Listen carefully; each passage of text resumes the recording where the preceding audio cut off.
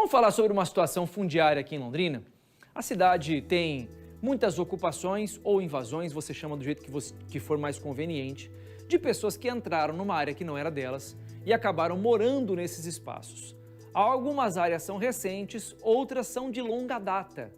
E a Ana Contato vai conversar comigo agora porque o município está fazendo um trabalho para que essas pessoas desocupem esses imóveis. Só que não é algo tão simples, né, Ana? Porque tem história, a pessoa está enraizada muitas vezes naquele local. E não é tão simples falar para ela assim, ó, você vai ter que sair. Exatamente, Parra, não é tão simples, até porque não é exatamente um trabalho de desocupação, é um despejo mesmo, né? São pessoas, como você disse, muitas que moram há muitos anos. Essa família que eu entrevistei hoje, por exemplo, está há mais de 40 anos, de acordo com eles, ocupando esse espaço que teria sido doado. E aí agora a prefeitura entra com essa ação que é sim legítima de reintegração de posse, importante que se diga isso, porque são áreas que de fato seriam do município por direito. Entretanto, não há uma solução de onde essas pessoas iriam morar, né? São pessoas que vivem numa situação bastante precária, como a gente percebe, né? São pessoas que vivem ali em locais, muitas vezes, né, como a gente sabe, de invasão, em barracos improvisados e que agora podem ter que desocupar esses espaços, mas não há nenhuma política pública que tente realocar essas pessoas em outro lugar.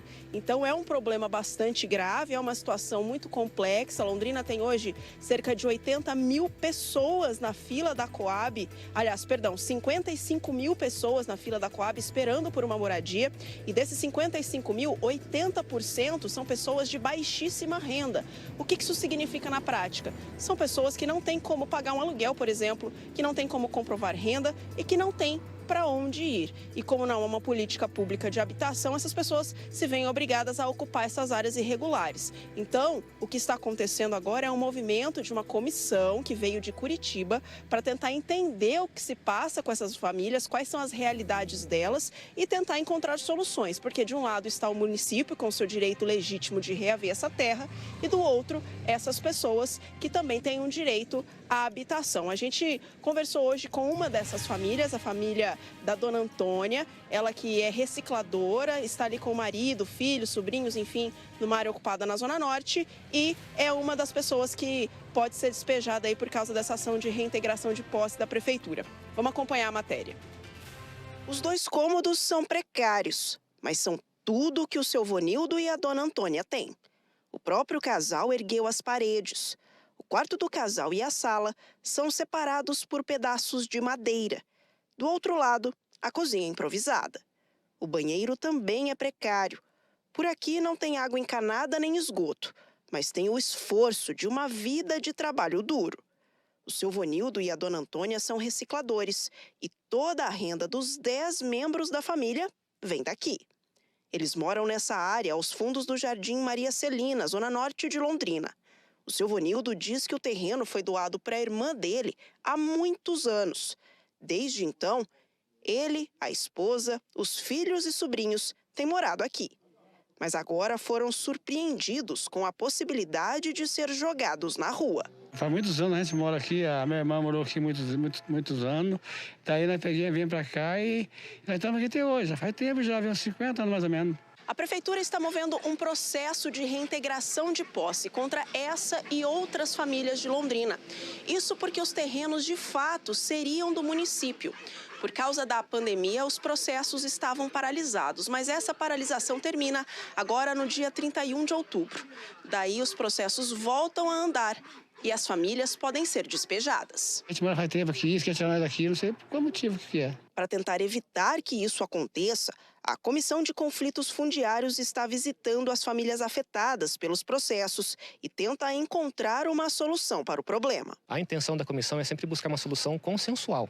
Ou seja, evitar o uso de força pública para a reintegração de posse, né, e também evitar que a situação de irregularidade permaneça, né? Então, a ideia da comissão é sempre achar uma solução consensual e, para isso, a comissão convida a participar das visitas todos os órgãos públicos que têm capacidade institucional para tratar desse tipo de conflito, né? Então, Defensoria Pública, Ministério Público, secretarias de município, de estado, né? Para que juntos a gente consiga encontrar uma solução para as famílias, né? Para regularizar a situação delas no imóvel ou para fazer uma realocação adequada. O seu Vonildo e a dona Antônia estão na fila da Coab para tentar conseguir uma moradia popular.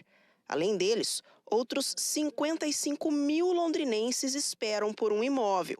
De acordo com a própria companhia de habitação, 80% desse público são de baixíssima renda.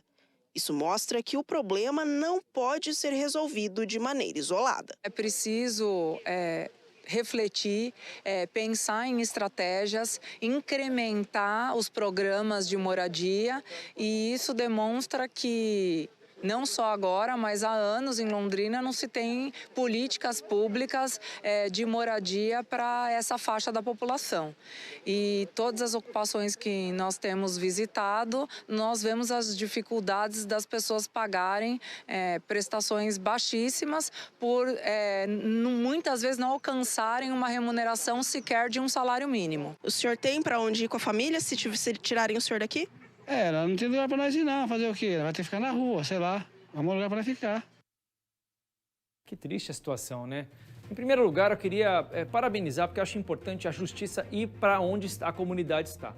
Porque é tão difícil as pessoas terem acesso à justiça, e quando você vê o Tribunal de Justiça, através dos desembargadores, que são juízes em segunda instância, irem ouvir o que o povo tem a dizer, isso é importante.